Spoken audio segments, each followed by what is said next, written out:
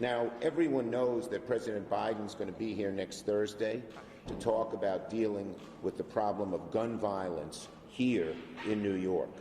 And we all know that New York State has just launched a task force, New York State, the governor and the mayor of all state and local entities to come together to work on this issue. But we also know that 95% of the guns used in crimes in New York come from out of state.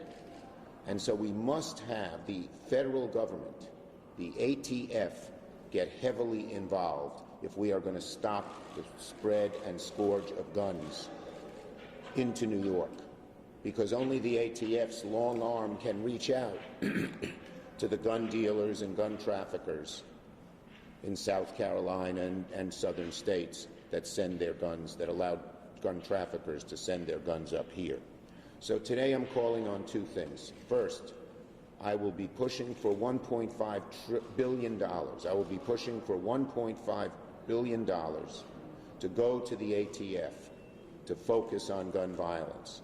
And second, I'm going to ask them to direct that money to particularly go after gun trafficking, the iron pipeline, and a special task force that they have set up to deal with states that export guns. That will be of enormous help to our local authorities in stopping the spread of guns here in New York and stopping the violence that we have seen. Okay? The bottom line is very simple, and that is there is something called the firearm. Excuse me. The bottom line is there's something called the Firearms Freeway. It's I-95. And in southern states with lax laws, gun traffickers, gun dealers buy guns, put them in the trunks of their car, and bring them up here. The best place to stop them is at the source. This is what we're fighting.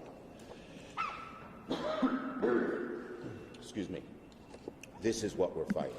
These types of guns, which come from out of state but are used by criminals here in New York.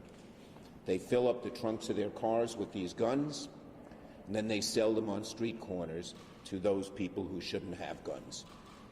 And the result is too many of our young people in particular are hurt by this scourge. Much of the plans to beat back guns and illegal traffickers in New York, in Long Island and beyond, depend on the federal government, especially the ATF. And that's why we need to do what we're doing.